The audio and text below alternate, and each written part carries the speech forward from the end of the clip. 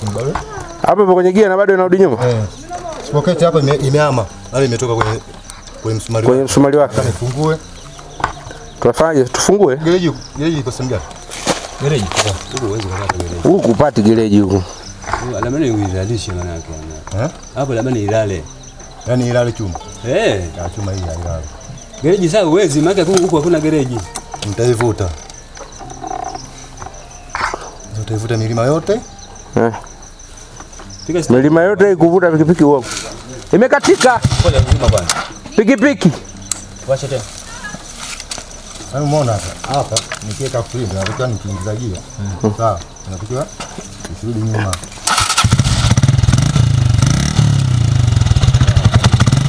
Naam. Huku panaitwa Mhale, kijiji ambacho kinapatikana umbali wa kilomita 53 kutoka Morogoro mjini, huku kikifikika kwa usafiri wa pikipiki pekee. Hata hivyo, kwa umbali mrefu mwendaji hulazimika kutembea kutokana na changamoto ya miundombinu isiyoruhusu dereva na abiria kwa pamoja kuwa juu ya pikipiki hiyo. Eneo hilo vijiji vimejengwa milimani, usafiri pekee ni miguu, na ili kufikia kaya moja mpaka nyingine utalazimika kuvuka mito na mabonde. Hakuna usafiri ulio rafiki eneo hili, iwe pikipiki hata baiskeli, na ni nadra kukutana nayo. Mwananchi Digital ilifunga safari kwenda kujionea yanayoendelea kwenye kijiji hicho, ambako licha ya changamoto za kiusafiri tulizokumbana nazo, lakini tulifika na kukutana na shujaa ambaye ameelekeza maisha yake kwa ajili ya kutoa huduma za afya kijijini hapo. Ni Mwanaidi Sarumbo mwenye umri wa miaka 29, ni miongoni mwa watumishi wa afya wachache waliojitolea kuishi maeneo yasiofikika, wakitoa huduma kwa wananchi saa 24 bila kuchoka wala kujali muda wa kazi.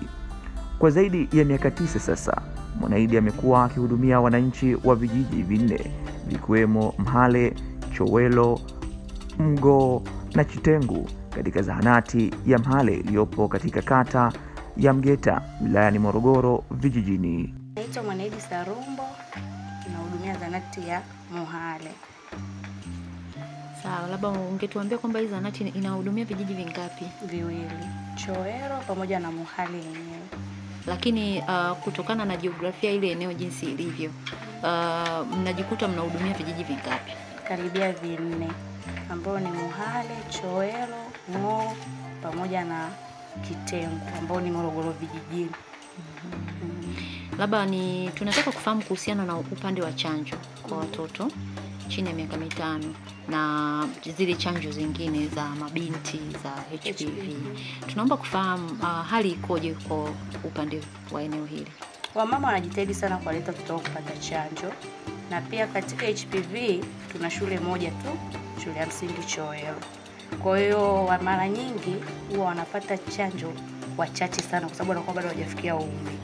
Kwa hiyo wakifika sekondari kuna shule nyingine ambayo iko Ruale, ndio huwa wanaenda wanafanya nini, wanapata chanjo. Kwa hiyo sisi tuna shule moja tu, shule ya msingi. Okay, sawa. Labda sasa ungetuambia pia kitu kingine, huwa mnatoa huduma mkoba? Ndio, huduma mkoba tunatoa kwa kijiji chetu cha Chowelo kwa vitongoji ambavyo viko mbali. Kwa mfano kuna kitongoji kiko kinaitwa Kibwegele, yani kiko mlimani sana.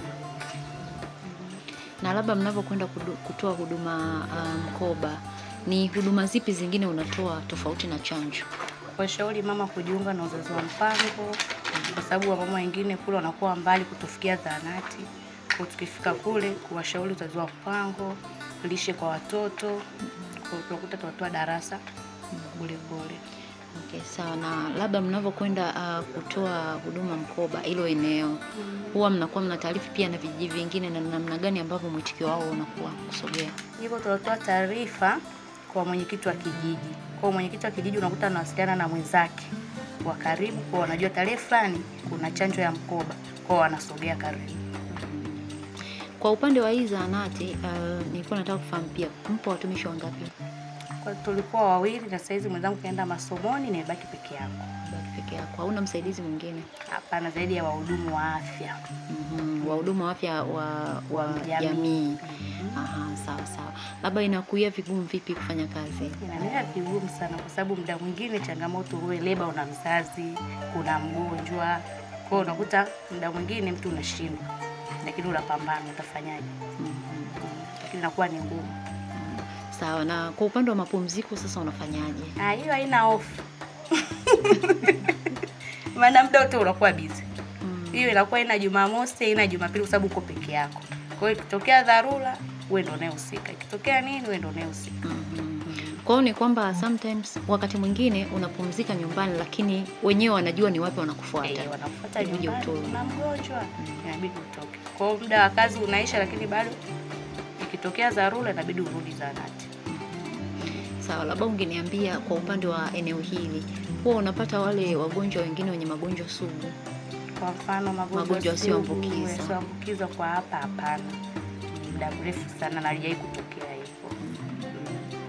Na labda haijai kutokea, labda umemtibu mgonjwa au kwa unahitaji kumpeleka kwa ajili ya rufaa mbele? Nipo sana. Kwa hapa wanatumia kubeba kwa stretcher, wanabeba machela. Kwa sababu kama mnavyoona barabara hakuna. Kwa wanafunga kwenye machela, wanambeba juu. Anapelekwa. Kwa hapa usafiri unaenda kupatikana kule barabarani mlipoanza kuja, ambako kunaitwa Nyandila. Kuna umbali gani kutoka hapa zahanati ya Mhale? Hapa kwenye kilomita sijajua. Sijajua kilomita ngapi. Muda sasa inategemea na mwenye masaa mawili, sababu walikuwa wamebeba kwenye masaa mawili na nusu. Ndio labda wanafika kule Nyandila. Sawa. Na labda kwa kutokana na huduma ambazo unazitoa hapa, wewe unahisi labda mkiwa wangapi ndio kazi inaweza ikawa nyepesi angalau? Yaani kwa hapa at least unakuwa 3. Kidogo mnaweza mkafanya, kwa sababu kuna kazi nyingine unatakiwa utoke hapo ufuate mfumo. Huku mtandao ni shida. Kwa hiyo nafikia tu utafunga zahanati, utaenda kutafuta mtandao. Mtandao unaenda kutafutia wapi kama sio mjini, Mlali, Mzumbe kwenda mbele. Kwa bora hata mkiwa 2, 3, hata kama ukitoka mmoja kwenda kufanya mambo mengine, mwingine anabaki kituo. Sawa. Nataka nijue kwa upande wako. Hapo umebaki peke yako. Dawa unapokeaje? Dawa uwaga zinashuka Luwale, zahanati ambayo iko juu pale. Kwa zikishuka pale, waganga wa pale ndio wanazipokea. Kwa wakishazipokea, wanampa mtu, anazishusha kwa kichwa au pikipiki. Ndio zinafika huko. Kuna umbali gani, mfano kama bodaboda anatumwa, mnalipia kiasi gani cha pesa? Saizi wanalipia MSD wenyewe. Kwa mfano wanaweza kampa labda shilingi 10,000, 15,000 kutokana na maboksi ni mangapi yaliyoshushwa. Sababu wale wanaenda kwa box. Kwa mfano labda boksi moja tamwambia 10,000. Jinsi anapoongezeka ndio kwa hivyo. Labda unaweza ukatuambia kuhusiana na suala la maoteo ya dawa. Tunaita maoteo ya dawa. Kila mwisho wa mwezi unafanya maoteo. Na umeshawahi kufanya maoteo ya dawa alafu cost kazidi au zile dawa zikatumika zaidi au zikatumika kidogo? Hapana, maana nyingi maoteo unayokuwa ile ya mwaka kwangu mimi huwa naotea vizuri. Haije kuisha kwamba zikaisha zikapata. Eneo hili ni dawa zipi ambazo zinatumika zaidi? Sana antibiotic, maana yani homa tutasikia tu na kifua, ili sana kwa hali ya hewa kifua. Kifua sana, pneumonia kwa watoto. Sasa nahitaji kufahamu kitu kingine kuhusiana na upande wa vifaa tiba. Huwa unaagiza mara ngapi labda kwa mwaka, kwa maana vitanda na nini? Vile tunaviagiza saizi MSD tunatuma kwa R&R. Kwa hiyo tunapokuwa tunatuma pale, ni unaangalia zahanati yako imepungukiwa nini, unahitaji nini. Kwa hiyo ndio unaingia kwenye ule mfumo unaagiza. Kwa hiyo utaangalia zahanati yako kuna kitu gani unachofanya nini, unachokihitaji na kimepungukiwa. Okay, sawa. Labda kuna changamoto gani eneo hili ambazo unahisi kwamba hizi changamoto zikifanywa kazi angalau ufanisi wangu wa kazi utakuwa hauna Changamoto moja hapo kwanza barabara. Yaani barabara kiukweli ilikuwa ni changamoto. Pia mtandao. Maana mtandao huko hakuna. Yaani ni mtandao wa kushika. Sehemu kubwa huko hazishiki. Kwa hiyo ukija hapa una mawasiliano tu ya kawaida. Sijui kuingia online hakuna. Kwa hiyo lazima ufanyie kila kitu wapi? Kwa hiyo mtandao pia ni changamoto.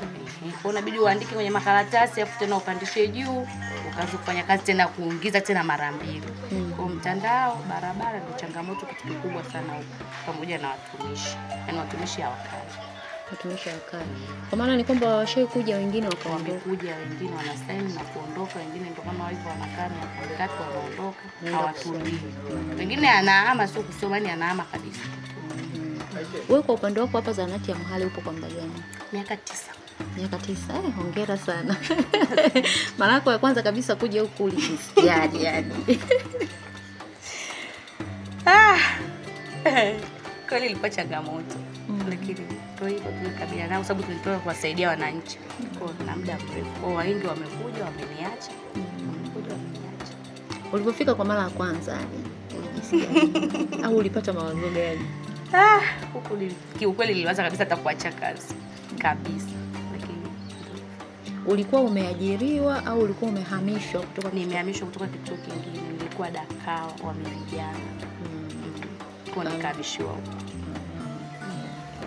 Na labda ni changamoto zipi zingine ambazo ulizipitia sasa katikati mpaka leo, kwa Mazingira sababu ya miaka nyumba, 9 ni muda mrefu? Mazingira ya nyumba, unafika nyumba hakuna, yani kama unavyoona. Kwa hiyo yani ni changamoto. Sababu hakuna nyumba za watumishi, nyumba unapanga vijijini. Hakuna nyumba kwa hii ni nyumba ya mtumishi.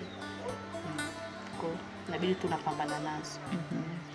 Umeeleza kuhusiana na changamoto ya rekodi. Kurekodi data labda kwenye mfumo. Na nadhani hii ilikuja, mfumo wa TEHAMA umekuja kipindi wakati wewe tayari upo huko. Labda unapambana vipi? Kwa sababu umesema mpaka utoke uende huko utafute mtandao uweze kuingiza rekodi. Na labda unafanya hivyo kwa muda gani? Inabidi kila mwisho wa mwezi nipandishe. Kwa hiyo kila mwisho wa mwezi lazima nipandishe. Nikaingize data zote, nitume R&R, nifanye reconciliation, yani vitu vyote vinatakiwa. Kwa hiyo siwezi kufanyia huko kwa sababu hakuna mfumo.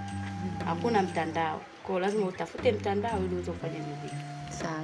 Na hapa wewe ndio mtoa huduma pekee.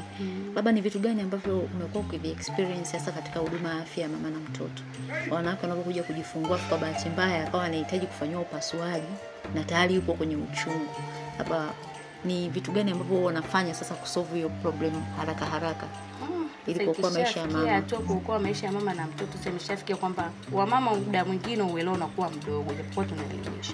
Unaweza kumwambia kabisa wewe utakiwa kuzalia hapa, unatakiwa uzalie kituo cha afya. Lakini mwisho wa siku anafika tayari ana uchungu, lakini hawezi tena kupush. Kwa hapo inakuwa haina jinsi, lazima tu atapandisha wapi? Kwenda kituo cha afya. Kwa lazima watambeba tena machela wampeleke kituo cha afya. Kwa ni changamoto kwamba uelewa mwingine wa kina mama wanakuwa kwamba nitazalia tu zahanati. Lakini unakuwa tayari ushampa kabisa darasa kwamba hapa haitowezekana. Kwa hiyo ikifika miezi 9 unabidi ukaribie na wapi? Na kituo cha afya kutokana na mazingira. Lakini kutokana na uelewa wao tunakuwa hizo changamoto hizo. Imesha kutokea siku labda ukajitahidi lakini labda yule mama asifike hospitali? Haijawahi kutokea tangu nimeanza kazi hapa. Ni mara moja tu, na pia alifia karibia na kituo cha afya. Alipatwa na PPH. Alipata PPH. Kwa hiyo ni mara moja tu. Zaidi ya hapo hayo mengine yanatokea kwa kishafika. PPH alipata hapa au alipata alizalia nyumbani? Alizalia nyumbani akapata PPH. Kwa mpaka wanamfikisha hapa kufanya nini? Huduma ya kwanza mpaka watoke tena hapa waende mbele na machela. Kashapoteza damu nyingi. Lakini shida ni kwamba alizalia nyumbani. Labda kwa kumalizia katika eneo la afya ya mama na mtoto, ni vitu gani ambavyo huwa unajitahidi kufanya kwa kina mama wanavyohudhuria kliniki ili kuokoa maisha yao au ili kuwafanya wakafikia ile uzazi salama? Mara nyingi huwa tunawashauri kwanza kuhudhuria kliniki pale tu wanapojigundua kwamba ni wajawazito. Pili, tunawashauri sana wamama kuanza kliniki pale wanapogundua akija na wenza wao, kwa sababu inasaidia wanaume wa huku wengi, yani tuseme uelewa wao ni mgumu. Kwa hiyo unaweza kumwambia mama ujiandae kanga, vitenge, utakuwa ujiandae maandalizi wewe na hela ya akiba. Akienda kumwambia baba inakuwa tena ni vurugu. Hamna hizo hela za kazi gani? Hospitali si bure, kila kitu si bure. Lakini hujui kwamba kuna vitu vingine vinakuwa vinatakiwa mama afanye nini? Ajiandae. Kwa hiyo tunahamasisha sana na tunajitahidi sana. Okay, sawa. Na kwa kumalizia tu, kwa upande wa afya ya watoto chini ya miaka 5, labda ni changamoto zipi ambazo wewe unakabiliana nazo katika hiki kituo? kwa watoto chini ya miaka 5, huko nyuma tulikuwa tunahangaika sana kwa chanjo. Lakini kwa sasa tangu kulipata friji, changamoto ilikuwa ni friji. Lakini kwa sasa tangu tulipata friji, kwa chanjo wanapata muda unaotakiwa. Yaani hakuna changamoto zaidi ya ile. Kwa ni chanjo kwa sasa hivi. Hilo tatizo limeshaisha. Okay. Ni kipindi gani mlipata friji? Tumepata tangu mwaka juzi. Niletewa na MSD. Hapana. Tulipewa msaada na shirika moja. Tulitoa mafriji. Okay, sawa. Labda kwa kumalizia, ni kitu gani ambacho unashauri kifanyike sasa ili watumishi wa maeneo ya huku muwe na ahueni? Mimi nahisi kwanza watumishi wakifika huku kutokana tu na mazingira. Na mazingira kinachowakimbiza sana kuona kama hivi barabara. Mtu anawaza, sasa mimi nikikaa huku nitatokaje? Yaani changamoto kubwa ni barabara. Nitatokaje nitarudi? Yaani kwamba nikifika huku mimi nitafanyaje? Kwa hiyo changamoto kubwa sana ni barabara na mtandao. Pia na uelewa wanakijiji. Pia wanakijiji muda mwingine ndio wanaochangia kufukuza watumishi. Yaani unajua kuna muda mwingine yani wanakijiji anakuwa haelewi. Yaani hata ukimwelekeza kitu kinatakiwa kiwe hivi. Lakini sasa kuna mwingine hawezi kuvumilia. Anaona bora tumfanye nini? Haya, niambie tangu umefika hapa, ni kitu gani ambacho huwezi kukisahau?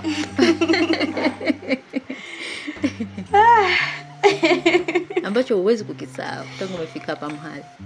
Ni mazingira ya huko. Hata nikitoka sitayasahau. Kila siku inakukumbusha. Yaani atakuwa ananikumbusha sitayasahau. Na ni kitu gani ambacho kimewahi kukufurahisha sana tangu umefika huko? Mengine hayo. Hapana. Yaani kwanza sitarajia kama kuna watu wanaishi huko. Yaani kwa mara ya kwanza sitarajia kabisa. Kwa hata nilipofika nilishangaa. Kwamba kumbe huko kuna watu. Kwa ni kitu ambacho ndio nilishangaa sana. Umewahi kuamshwa usiku? Mara nyingi sana. Yaani mara nyingi sana. Kwa sababu ndio kuna wazazi. Kwa hiyo ni maisha ya kila siku. Yaani hayo ni maisha ya kila siku. Kuamshwa usiku.